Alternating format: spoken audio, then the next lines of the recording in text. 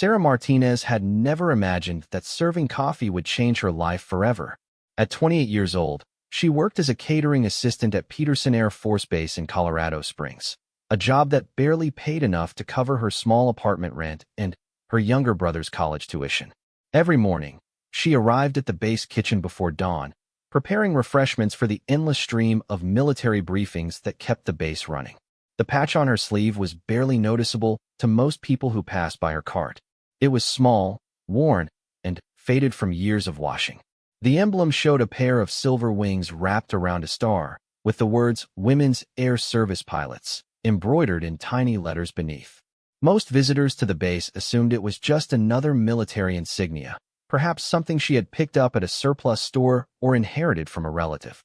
They had no idea of the incredible story behind that simple piece of fabric. Sarah's grandmother, Elena Rodriguez, had been one of only 1,074 women selected for the Women's Air Force Service Pilots program during World War II. Elena had never talked much about her wartime service, preferring to focus on raising her family and building a quiet life in post-war America. She had passed away when Sarah was 15, leaving behind only a few faded photographs, a leather flight jacket, and that precious patch. Sarah wore it every day as a way to honor her grandmother's memory, even though she knew very little about what Elena had actually done during the war. The morning that would change everything started like any other. Sarah arrived at the base at 5:30, her breath visible in the crisp Colorado air as she unlocked the catering facility. She spent the first hour of her shift preparing coffee urns, arranging pastries, and loading her service cart with everything needed for the day's first briefing. The meeting was scheduled for 8 o'clock in Conference Room Delta, and, according to her work order, it was classified as a high-priority strategic planning session. As Sarah wheeled her cart through the corridors of the administrative building, she noticed more security personnel than usual. Guards were posted at regular intervals, and everyone who entered the building had to show multiple forms of identification. The tension in the air was almost palpable, and several officers she passed were speaking in hushed, urgent tones. Something important was definitely happening, though as a civilian contractor, Sarah was not privy to any details about military operations. Conference Room Delta was larger than the usual meeting spaces where Sarah provided catering services. The room could accommodate about 50 people, with a large projection screen at one end and a conference table that could seat 20. When Sarah arrived to set up, the room was already buzzing with activity. Technical personnel were testing audiovisual equipment, security officers were conducting final sweeps, and administrative staff were arranging classified documents on the table. Sarah had learned long ago to make herself as invisible as possible during these high-level meetings. She set up her coffee station in the corner of the room, arranged the pastries on serving plates, and prepared to quietly serve refreshments without drawing attention to herself. Her job was to keep the coffee fresh, replace empty platters, and ensure that the military personnel could focus on their important work without worrying about mundane details like whether their cups needed refilling. The attendees began arriving promptly at 8 o'clock. Sarah recognized several high-ranking officers from previous briefings, including Colonel Thompson, who commanded the base's Tactical Operations Division, and General Williams, whose presence indicated that this meeting was more significant than most. But there were also faces she had never seen before, men and women in crisp uniforms bearing insignia from different branches of the military, and even some individuals in civilian suits who were clearly government officials of some kind. As the room filled with participants, Sarah noticed a particular group of pilots who stood apart from the others.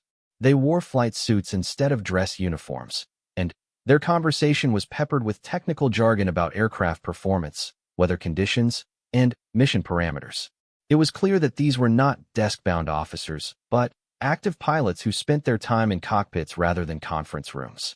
One pilot in particular caught her attention, not because of his rank or appearance, but because of the way he carried himself with a quiet confidence that suggested years of experience in high-pressure situations.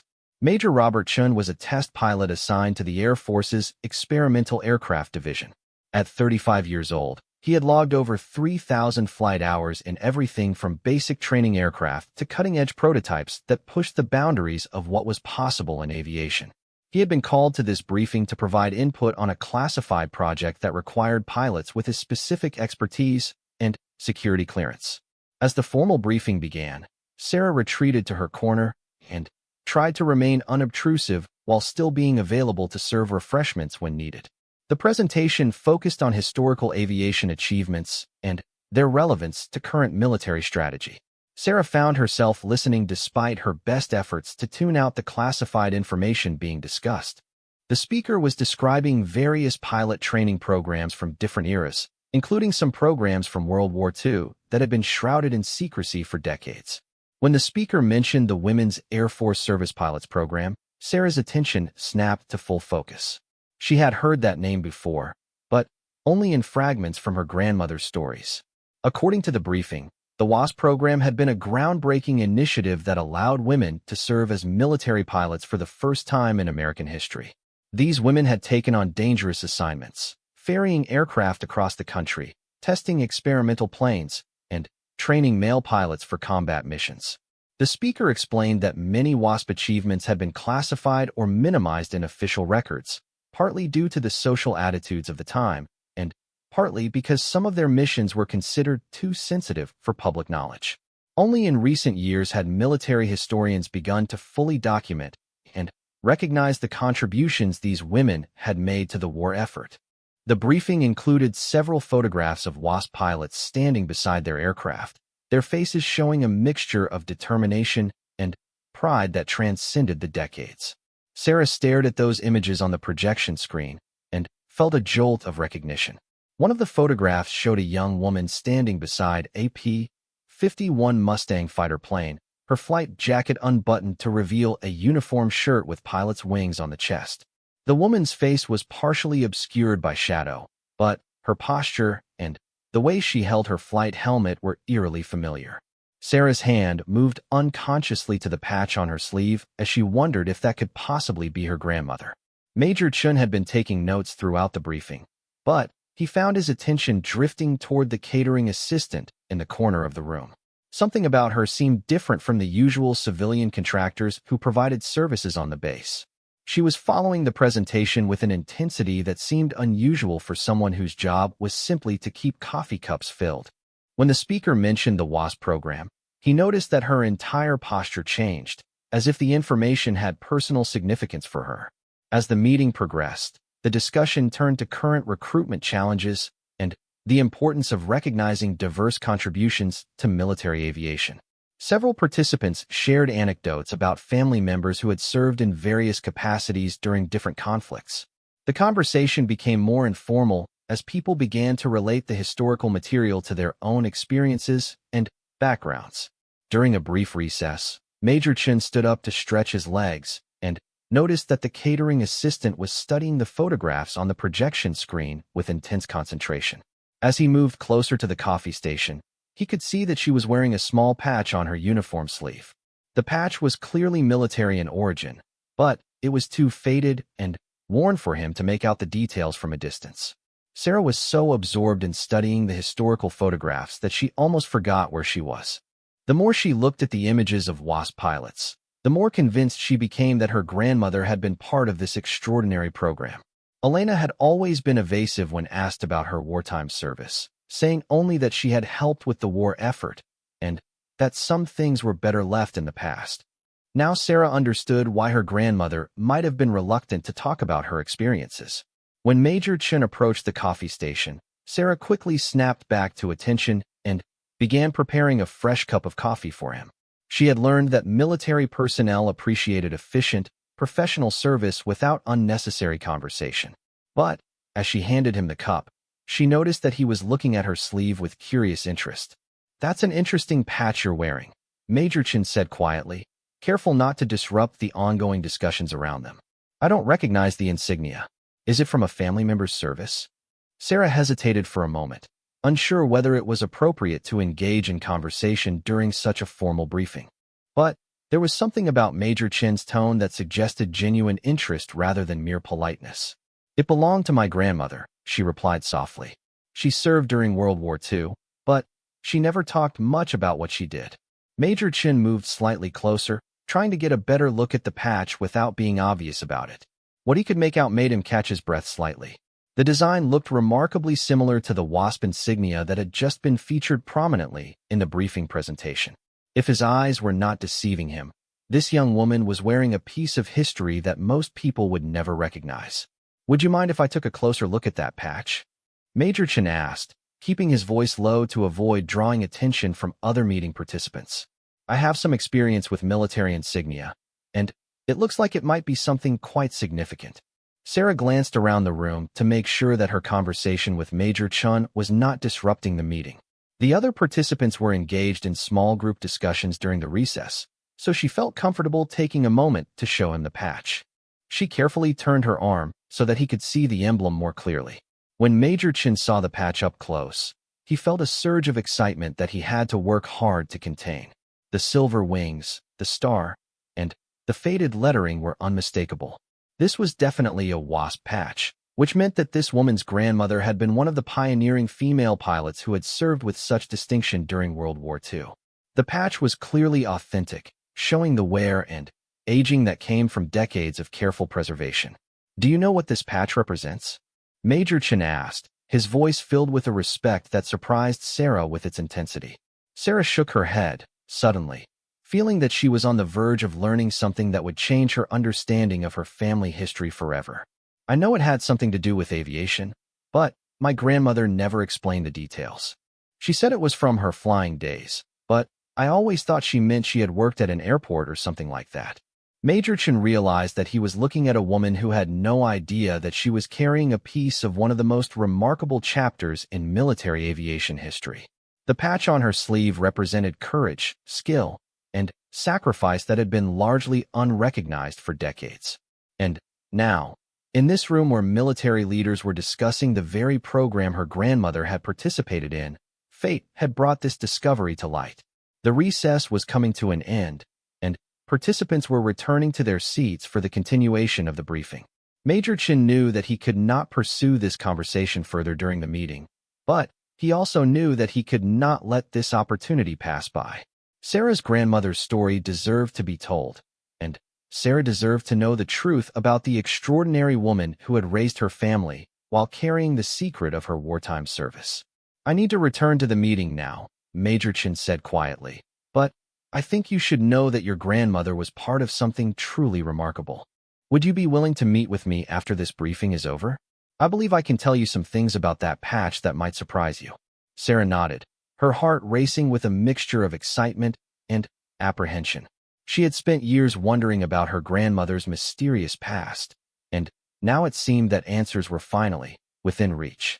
As Major Chen returned to his seat and the formal briefing resumed, Sarah found herself looking at the historical photographs on the screen with new eyes, wondering if one of those brave young women might have been the same person who had taught her to bake cookies and helped her with homework every day after school.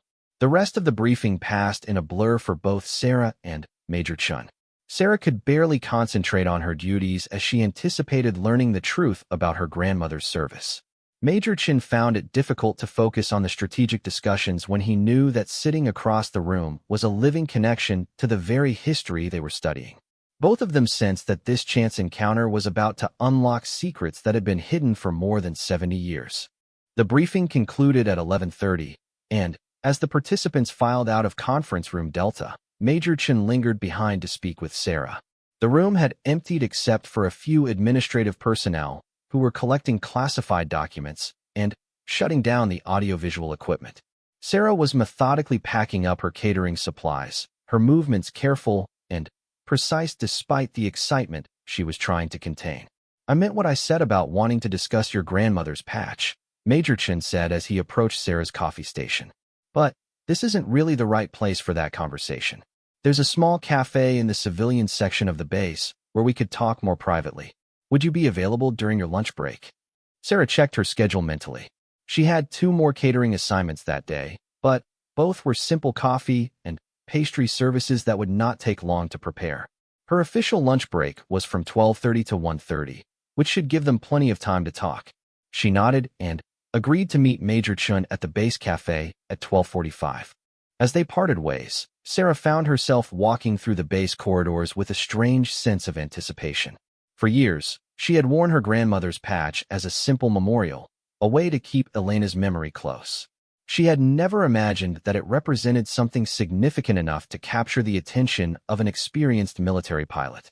The possibilities swirling through her mind were both exciting and overwhelming.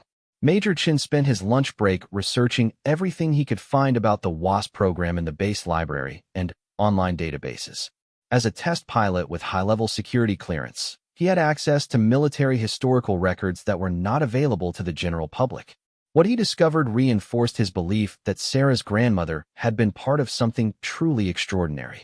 The Women's Air Force Service pilots had been active from 1942 to 1944, during the height of World War II, when the United States military was desperately short of qualified pilots. The program had been the brainchild of Jacqueline Cochran, a pioneering aviator who convinced military leaders that women could safely and effectively handle many of the domestic flying duties that were keeping male pilots away from combat assignments. Over the course of the program, 1,074 women had earned their WASP wings. They had ferried aircraft from factories to military bases, towed targets for gunnery practice, tested experimental aircraft, and trained male pilots for combat missions. 38 WASP pilots had died in the line of duty, a sobering reminder that their service had been far from safe or routine.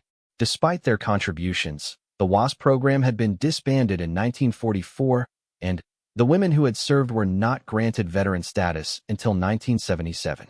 Major Chin also learned that many WASP records had been classified for decades, partly because some of the aircraft they had tested were experimental models that remained secret long after the war ended. This explained why Elena Rodriguez might have been reluctant to discuss her service in detail. She may have taken an oath of secrecy that she felt bound to honor for the rest of her life. When Sarah arrived at the base cafe, she found Major Chun waiting at a corner table with a manila folder in front of him. The cafe was nearly empty during the lunch break, with only a few off-duty personnel grabbing quick meals between shifts. The informal atmosphere was a welcome change from the tension of the morning's classified briefing. "Before we begin," Major Chin said as Sarah sat down across from him, "I want you to know that everything I'm about to share with you is part of the public record now. Your grandmother's service is no longer classified, so I'm not violating any security protocols by discussing it with you. However, some of the details might be emotional to hear." Sarah nodded, her hands clasped tightly in her lap as she prepared to finally learn the truth about Elena Rodriguez's wartime service. Major Chin opened the folder and pulled out several photocopied documents, including what appeared to be official military records and historical photographs. "The patch you're wearing identifies your grandmother as a member of the Women's Air Force Service pilots," Major Chin began. This was a civilian program that worked closely with the military during World War II. The women who participated were not technically military personnel, but they performed duties that were absolutely crucial to the war effort. He showed Sarah a photograph of a group of women standing in front of a military aircraft, all wearing flight suits and leather jackets similar to the ones Sarah remembered seeing in her grandmother's closet. The women's faces were young and determined, with an air of confidence that seemed to transcend the limitations society had placed on their gender during that era. "These women were pioneers," Major Chin continued. "They were breaking barriers that had never been broken before, proving that women could handle the same responsibilities as men when it came to flying military aircraft. But their service came at a significant personal cost. They faced discrimination, skepticism, and outright hostility from many people who believed that women had no place in aviation." Sarah studied the photographs with growing amazement. These women looked like her grandmother in their determination and strength, but it was hard to reconcile the images of young pilots with the elderly woman who had spent her later years focused on family and community activities. Elena had never given any indication that she had been part of such a groundbreaking program. "Do you have any specific records about my grandmother?" Sarah asked, her voice barely above a whisper. Major Chin nodded and pulled out another document. "Elena Rodriguez, born 1922 in San Antonio, Texas. She was accepted into the WASP program in 1943 after demonstrating exceptional flying skills during her civilian pilot training. She was based primarily at Love Field in Dallas, Texas, where she ferried P-51 Mustang fighters from the North American Aviation Factory to various military bases around the country. The document included a small photograph that made Sarah gasp with recognition. It was unmistakably her grandmother, but Elena looked impossibly young and confident in her flight suit and leather jacket. Her hair was pulled back in a practical style, and her eyes held a fierce determination that Sarah had never seen in any of the family photographs from Elena's later years. According to these records, Major Chun continued, "Your grandmother completed over 200 ferry missions during her time with the WASP. That's an extraordinary number, especially considering that each mission required her to fly unfamiliar aircraft across long distances, often in challenging weather conditions, and without the navigation aids that pilots rely on today." Sarah felt tears beginning to well up in her eyes as she began to understand the magnitude of her grandmother's achievements. Elena had not just helped with the war effort, as she had always claimed. She had been a highly skilled pilot who had risked her life repeatedly to ensure that combat-ready aircraft reached the pilots who needed them for overseas missions. "There's more," Major Chin said gently. "Your grandmother was also involved in some test flying activities." According to these records, she was one of only 12 WASP pilots selected for a classified program that involved testing experimental modifications to existing aircraft. The details of that program weren't declassified until the 1990s. He showed Sarah another document that made her breath catch in her throat.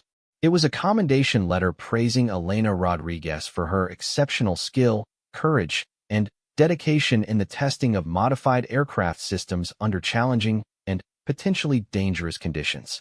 The letter was signed by a colonel whose name Sarah didn't recognize, but the official letterhead and formal language made it clear that her grandmother had been held in high regard by senior military personnel. "What kind of modifications was she testing?" Sarah asked, struggling to process all of this new information about Elena's secret past. Major Chin hesitated slightly before answering. Some of the modifications were related to long-range fuel systems that were being developed for extended missions. Other tests involved radio navigation equipment and instrument flying capabilities. These might seem routine now, but in 1943 and 1944, they represented cutting-edge technology that could mean the difference between mission success and failure. He explained that test flying was one of the most dangerous assignments that WASP pilots could receive. Unlike ferry missions, where the aircraft had already been proven safe and reliable, test flights involved aircraft with unproven modifications that could fail catastrophically. The pilots who volunteered for these assignments were putting their lives at risk to advance aviation technology and improve the safety and effectiveness of military aircraft. "Your grandmother was not just brave," Major Chin emphasized. "She was exceptionally skilled. Test pilots had to have perfect flying technique, excellent judgment, and the ability to remain calm under pressure. The fact that she was selected for this program means that her superiors had complete confidence in her abilities." Sarah was beginning to understand why Elena might never have talked about her wartime service. The combination of official secrecy, personal modesty, and the social expectations placed on women after the war would have made it difficult to share these experiences with anyone, even her own family. Elena had transitioned from being a pioneering aviator to being a traditional wife and mother, and those two identities might have seemed impossible to reconcile. "What happened to the WASP program?" Sarah asked. "Why did it end?" Major Chin's expression became more serious as he explained the political and social factors that had led to the disbanding of the WASP program. By 1944, the immediate pilot shortage that had prompted the creation of the program had been resolved. Male pilots were returning from overseas assignments and were available for domestic duties. At the same time, there was increasing political pressure to return women to traditional roles as the country prepared for the end of the war. The women who had served as WASP pilots were given very little recognition for their contributions, Major Chin continued. They were not granted military veteran status, which meant they were not eligible for educational benefits, medical care, or other services that were provided to male veterans. Many of them simply returned to civilian life and never spoke about their military service because it wasn't officially recognized. This information helped Sarah understand another piece of her grandmother's puzzle. Elena had served her country with distinction, but she had not received the recognition or benefits that her service had earned.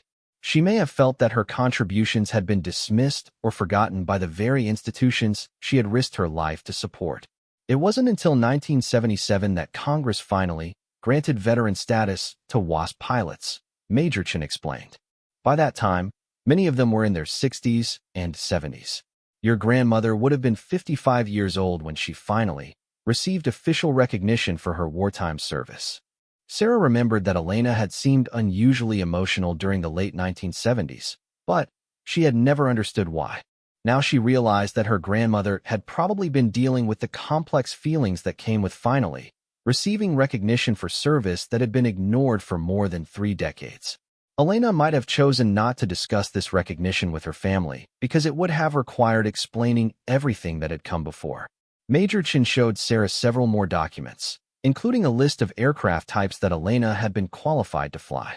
The list was impressive even by today's standards. P-51 Mustang fighters, B-25 Mitchell bombers, AT-6 Texan trainers, and several experimental aircraft whose designations were still partially classified. Each aircraft type required different skills and training, demonstrating the breadth of Elena's aviation expertise. Your grandmother was what we would call a pilot's pilot, Major Chun said with obvious admiration. She could fly anything with wings, and she could do it safely under conditions that would challenge even experienced aviators. The fact that she completed so many missions without any reported incidents is a testament to her skill and professionalism. As their conversation continued, Sarah began to see her grandmother in an entirely new light. Elena Rodriguez had not been just a loving family member who had devoted her life to raising children and grandchildren. She had been a pioneering aviator who had helped break gender barriers and advance aviation technology during one of the most critical periods in American history. Her decision to focus on family after the war had been a choice, not a limitation.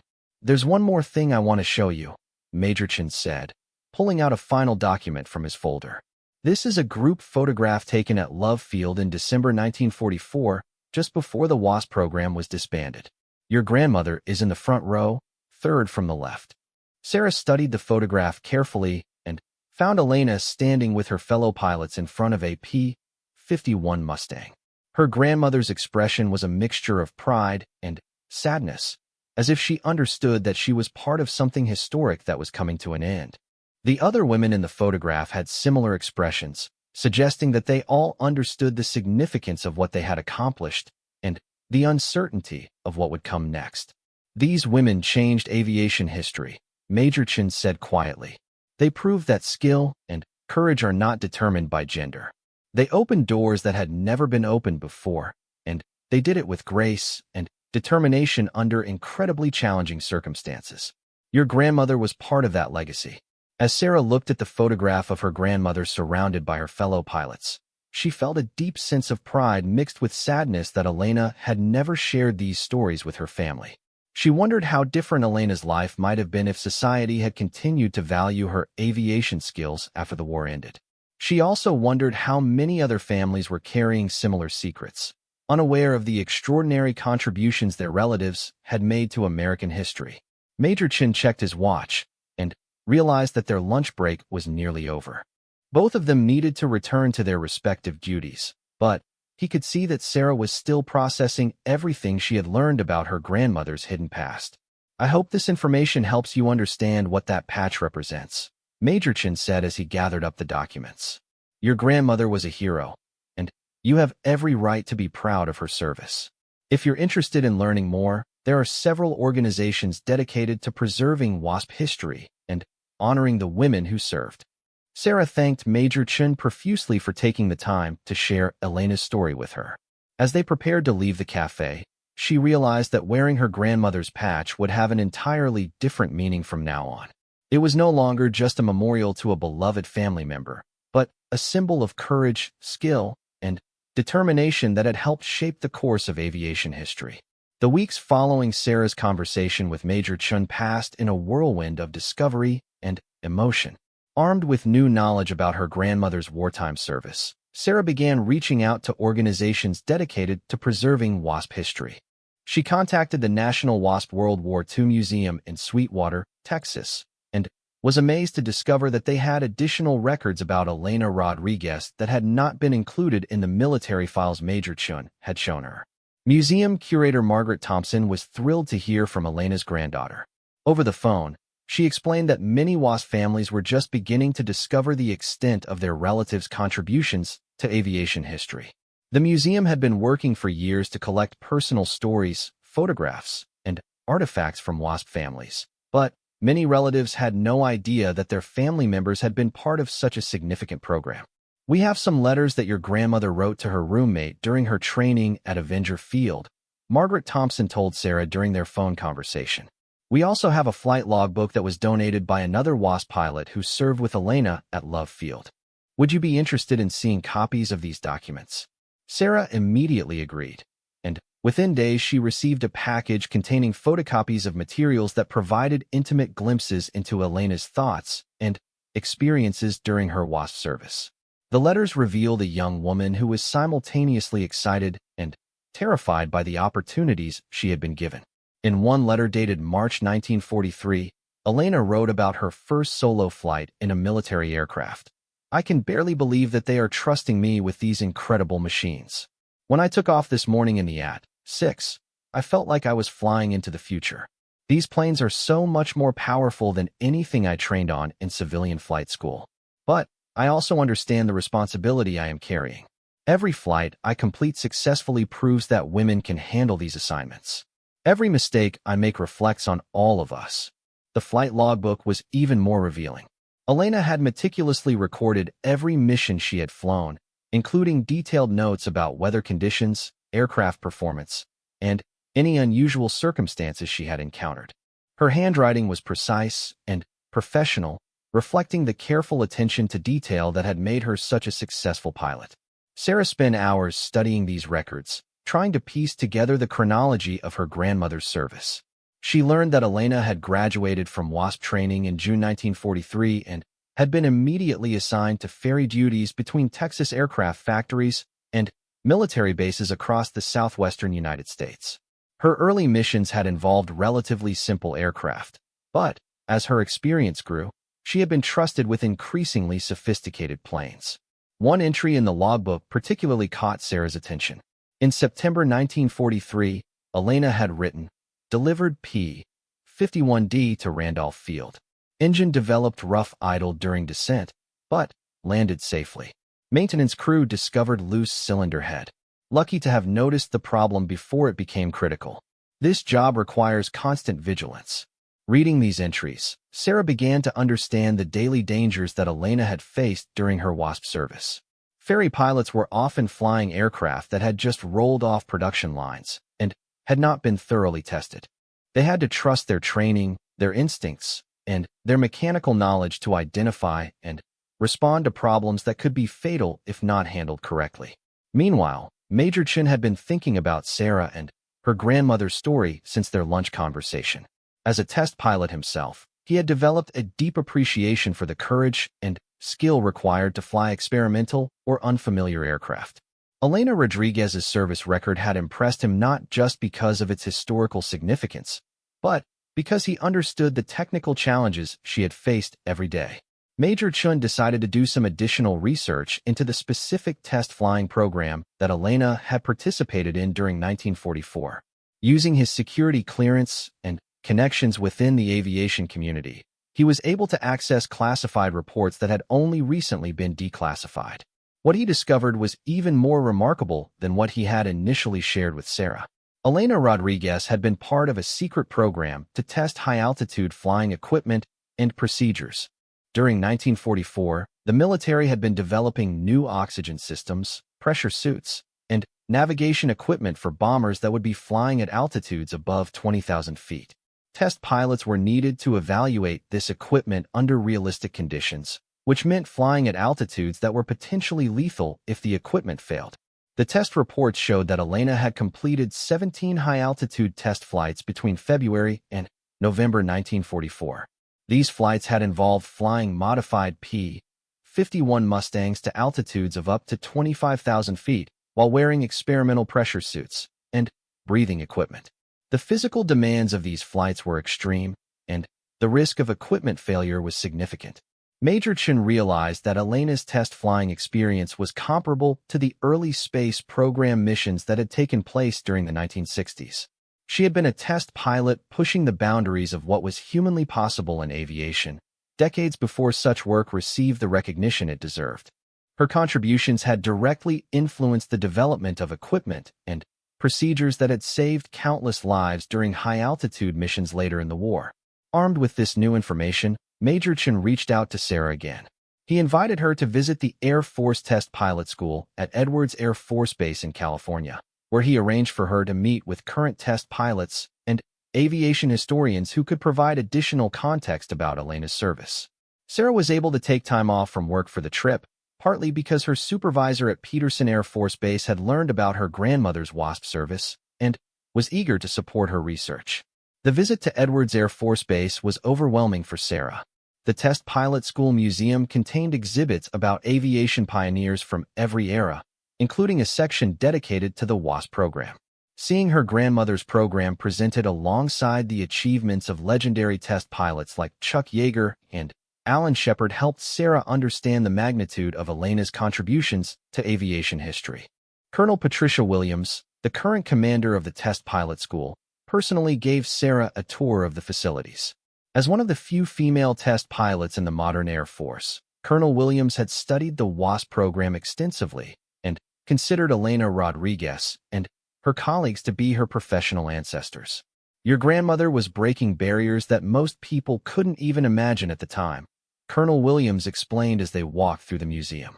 Test flying requires a unique combination of technical knowledge, physical courage, and emotional control. The fact that she was doing this work in 1944, when most people believed that women were incapable of handling such responsibilities, makes her achievements even more remarkable. During the visit, Sarah was introduced to Dr. James Morrison, a retired Air Force colonel who had spent decades researching military aviation history. Dr. Morrison had been working on a book about the WASP program's contributions to aircraft development, and Elena Rodriguez's test flying record was one of the stories he planned to feature prominently. Most people think of the WASP pilots as ferry pilots who simply moved aircraft from one location to another, Dr. Morrison explained to Sarah. But many of them were involved in much more sophisticated work than that.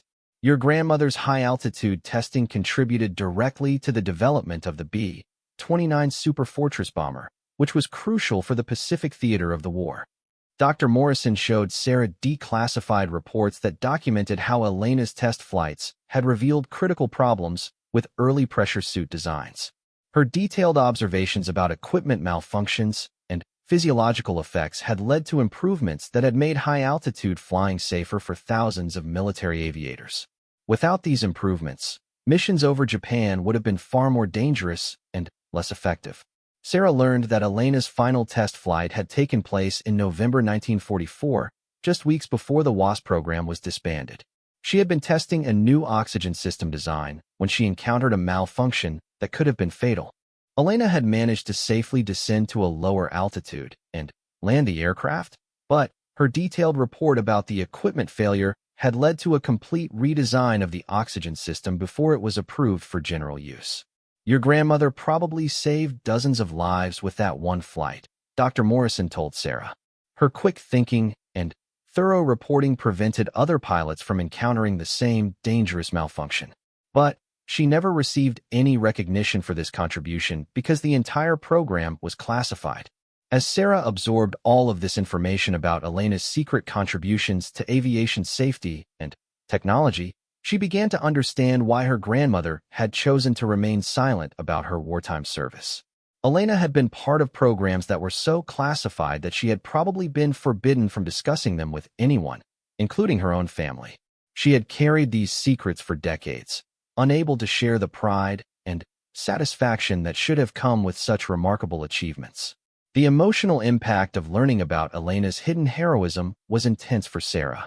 She felt pride in her grandmother's courage and skill, but she also felt sadness that Elena had never been able to share these stories with her family. Sarah wondered how different Elena's life might have been if society had continued to value her aviation expertise after the war ended. During her visit to Edwards Air Force Base, Sarah also met with several current female test pilots who were eager to learn about Elena's experiences. These modern aviators understood better than anyone the challenges that Elena had faced as a woman in a male-dominated field. They were amazed by the risks Elena had taken and the contributions she had made to advancing aviation technology.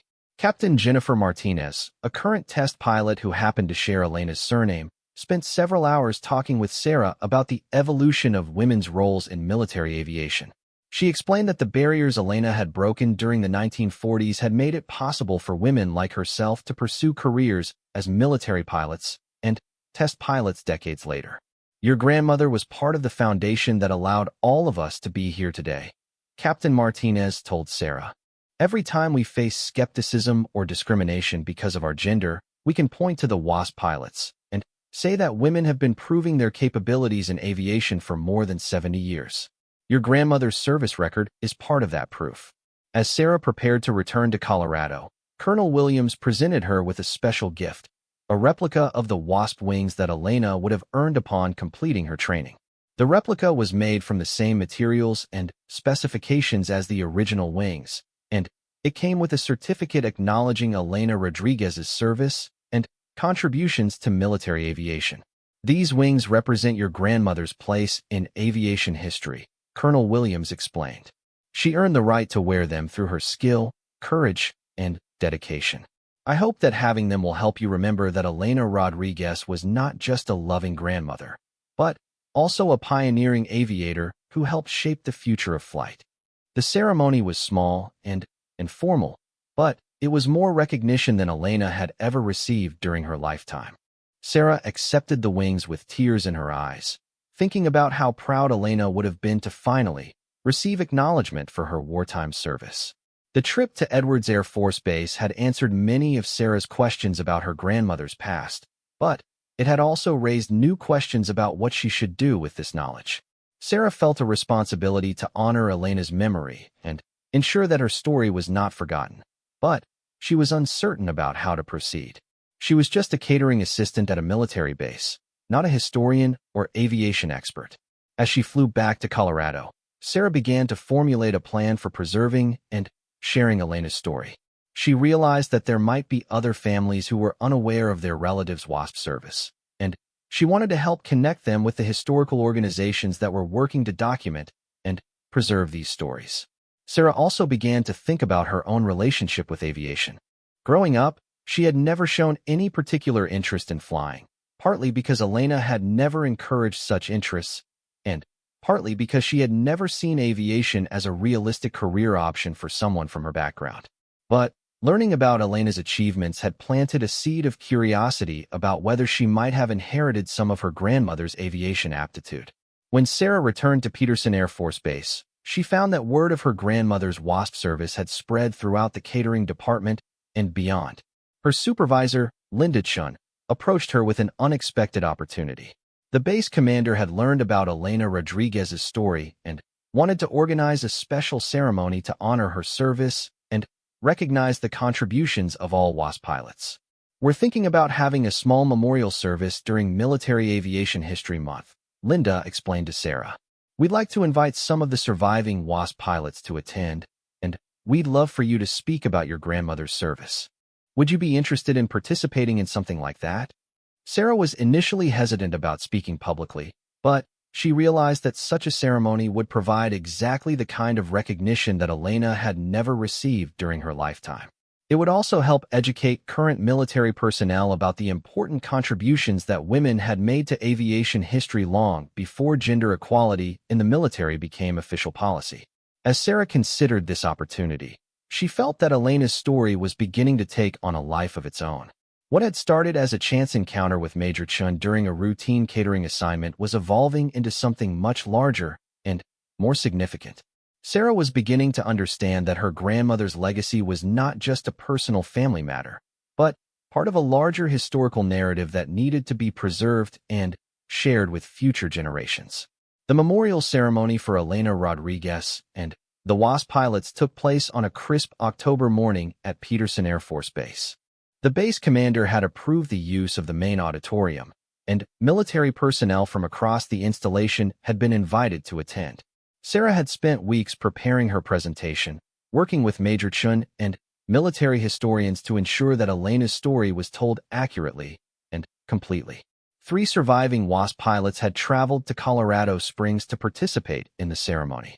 At ages 98, 96, and 94, these women were among the last living members of their extraordinary generation. Despite their advanced ages, they carried themselves with the same dignity and confidence that had characterized the WASP pilots throughout their service. Sarah was nervous about meeting them, unsure whether they would remember Elena or have any personal stories to share. Betty Morrison, the oldest of the surviving pilots, had served at Love Field in Dallas during the same period as Elena. When Sarah showed her the photographs and documents she had collected about her grandmother's service, Betty's eyes lit up with recognition and emotion. "I remember Elena Rodriguez very well," Betty said, her voice still strong despite her age. "She was one of the most skilled pilots in our group, and she was fearless when it came to test flying. We all knew that Elena was destined for something special, even though none of us knew exactly what opportunities would be available to us after the war."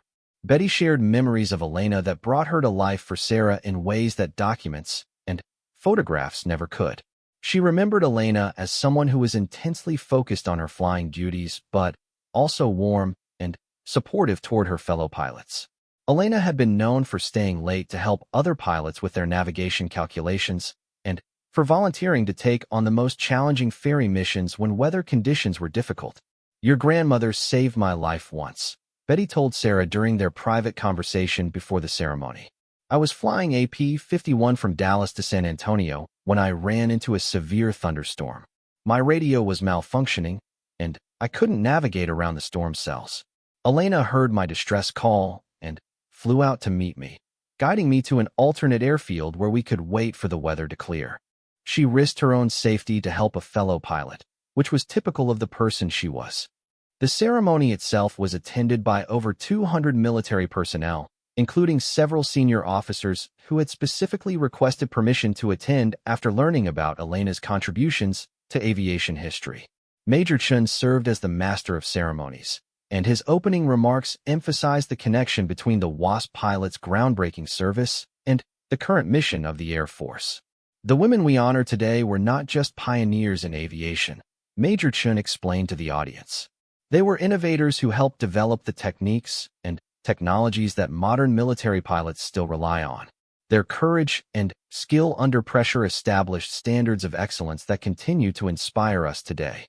When Sarah stepped up to the podium to speak about her grandmother, she felt a mixture of nervousness and pride that was almost overwhelming. She had practiced her presentation many times, but speaking in front of so many military personnel about Elena's classified service felt like a tremendous responsibility. "For most of my life, I knew my grandmother as a woman who made the best chocolate chip cookies in our neighborhood and who never missed one of my school events," Sarah began. "I had no idea that she had also been a test pilot who risked her life to advance aviation technology and improve safety for military pilots." Elena Rodriguez kept her wartime service secret for more than 70 years, not because she was ashamed of it, but because she had been taught that some sacrifices are made quietly, without expectation of recognition.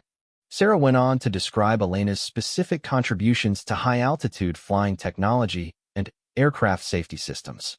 She explained how Elena's detailed observations and willingness to push aircraft to their operational limits had led to improvements that had saved countless lives during the later years of World War II and beyond. "My grandmother's legacy is not just her individual achievements, but the door she helped open for every woman who has served as a military pilot since then," Sarah continued. She proved that courage, skill, and dedication are not determined by gender, and she did it at a time when such proof required extraordinary personal sacrifice. The audience's response to Sarah's presentation was immediate and emotional.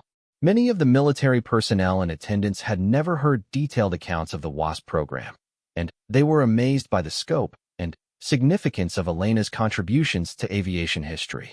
During the question and answer session that followed, several young female officers approached the microphone to thank Sarah for sharing Elena's story and to explain how it had inspired their own career aspirations. Captain Lisa Rodriguez, a current Air Force pilot who was not related to Elena but shared her surname, spoke about the ongoing challenges that women face in military aviation. Stories like Elena Rodriguez's remind us that we are part of a tradition that goes back more than 80 years, Captain Rodriguez said. When we face skepticism or discrimination, we can point to the WASP pilots and say that women have been proving themselves in aviation for generations. Following the formal ceremony, the base hosted a reception where attendees could meet the surviving WASP pilots and view displays of Elena's service records and photographs. Sarah was amazed by the number of people who approached her to share their own family stories about relatives who had served in various capacities during World War II. Many of them had never realized that their family histories might be connected to significant historical events. One conversation particularly moved Sarah. A young airman named David Chun, who was not related to Major Chun, told her that his great-grandmother had worked in an aircraft factory during the war but had never talked about her experiences. David had always assumed that factory work was routine and unremarkable, but hearing about Elena's story made him realize that his great-grandmother might have been part of the same effort to rapidly increase aircraft production for the war effort. "I never thought to ask my great-grandmother about the details of her work," David admitted. "She died when I was in high school, and I always assumed that her job was just assembly line work. But now I'm wondering if she might have been involved in something more significant than I realized. Your presentation has inspired me to research my family's wartime contributions." This conversation helped Sarah understand that Elena's story had value beyond her own family's need to honor their ancestors' memory. By sharing Elena's experiences publicly, Sarah was encouraging others to explore their own family histories and to recognize the extraordinary contributions that ordinary people had made during critical periods in American history. In the weeks following the ceremony, Sarah began receiving emails and phone calls from people across the country who had learned about Elena's story through military networks and veterans organizations. Some of these contacts were from other WASP families who were just beginning to research their relatives' service. Others were from historians and museum curators who wanted to include Elena's story in exhibits and publications about women's contributions to aviation history. Margaret Thompson from the National WASP Museum contacted Sarah with an exciting opportunity. The museum was planning a major traveling exhibit about WASP test pilots, and they wanted to feature Elena Rodriguez as one of the central figures in the display. The exhibit would include Elena's flight logbook, her service photographs, and reproductions of the test reports that documented her contributions to aviation safety technology. "Your grandmother's story represents the best of what the WASP pilots achieved," Margaret explained during their phone conversation. "She was not just a ferry pilot, but a true test pilot who advanced the boundaries of what was possible in aviation. We want to make sure that her contributions are properly recognized and remembered." Sarah agreed to loan Elena's personal effects to the museum for the traveling exhibit, but she also made a personal decision that surprised everyone who knew her. Inspired by learning about Elena's aviation career and encouraged by the connections she had made with current military pilots, Sarah decided to pursue her own pilot's license. Major Chun had suggested the possibility during one of their conversations, pointing out that aviation aptitude often runs in families, and that Sarah's attention to detail and calm personality were well-suited to flying. Sarah had initially dismissed the idea as impractical and expensive, but the more she learned about Elena's experiences, the more curious she became about whether she had inherited any of her grandmother's aviation instincts. Sarah enrolled in a civilian pilot training program at a small airport near Colorado Springs. The training was challenging and expensive, requiring her to work extra shifts in catering to pay for flight lessons. But every time she felt overwhelmed by the technical demands of learning to fly, she thought about Elena taking on much greater challenges in unfamiliar military aircraft under wartime conditions. Her first solo flight took place on a cold December morning, almost exactly 1 year after her conversation with Major Chun at the base cafe. As Sarah lifted off from the runway in a small Cessna trainer, she felt a connection to Elena that transcended the decades between their respective flying experiences. She wondered if Elena had felt the same mixture of excitement and responsibility during her first solo flight in military aircraft. Sarah's flight instructor, retired Air Force pilot Commander Susan Walsh, had heard about Elena's WASP service and was eager to help Sarah succeed in her training. Commander Walsh had served as one of the first female fighter pilots in the modern Air Force, and she understood the historical significance of training Elena Rodriguez's granddaughter to fly. "You have the same natural feel for aircraft control that your grandmother must have had," Commander Walsh told Sarah after her first solo flight. "Flying skills can be taught, but the instinctive understanding of how aircraft behave in different conditions is something that some people are born with. You definitely have that gift." As Sarah progressed through her pilot training, she began to understand the technical challenges that Elena had faced during her WASP service. Learning to fly a simple trainer aircraft was demanding enough, but Elena had been expected to quickly master the controls and characteristics of multiple aircraft types, often with minimal transition training. The skill and confidence required for such assignments was far beyond what Sarah had initially imagined. When Sarah earned her private pilot's license in the spring, she celebrated by flying to Sweetwater, Texas, to visit the National WASP Museum. The flight took several hours and required careful navigation and weather planning, giving Sarah a small taste of the challenges that ferry pilots like Elena had faced routinely during their wartime service. At the museum, Sarah was able to see Elena's artifacts displayed as part of the traveling exhibit about WASP test pilots. Seeing her grandmother's flight logbook and photographs presented alongside exhibits about other pioneering aviators was deeply moving. Elena's story was no longer just a family secret, but part of the documented history of American aviation. The museum curator gave Sarah a tour of the entire facility, explaining how each exhibit contributed to the overall narrative about women's contributions to aviation history. Sarah was amazed by the scope and diversity of the WASP program, learning about pilots who had served in every region of the country and had flown virtually every type of aircraft in the military inventory.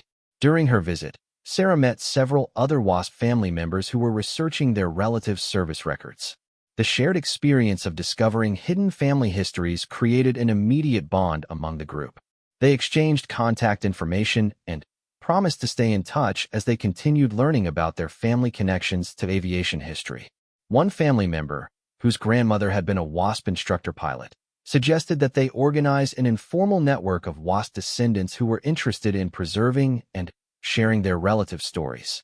The idea appealed to Sarah, who had come to understand that Elena's story was part of a larger historical narrative that deserved to be remembered and celebrated. 6 months later, Sarah received an unexpected phone call from Colonel Williams at Edwards Air Force Base. The Air Force was planning a major symposium on the history of test flying, and they wanted to invite Sarah to speak about Elena's contributions to high-altitude flight testing. The symposium would bring together current test pilots, aviation historians, and aerospace industry representatives to discuss the evolution of flight testing from the early days of aviation to the current era of experimental aircraft development. "Your grandmother's work on pressure suit and oxygen system testing was foundational to everything we do in high-altitude flight today," Colonel Williams explained. "We'd like you to present Elena's story as an example of how individual test pilots have contributed to advances in aviation technology and safety." Sarah accepted the invitation, understanding that speaking at such a prestigious event would provide another opportunity to ensure that Elena's contributions were properly recognized. She had evolved from a catering assistant who wore her grandmother's patch as a simple memorial to an advocate for preserving and sharing the stories of the WASP pilots. The symposium presentation went extremely well, with Sarah receiving enthusiastic responses from test pilots who understood better than anyone the courage and skill that Elena's assignments had required. Several aerospace companies expressed interest in including Elena's story in their corporate histories and training materials for new test pilots. Following the symposium, Sarah was approached by a television producer who was developing a documentary series about unsung heroes of World War II.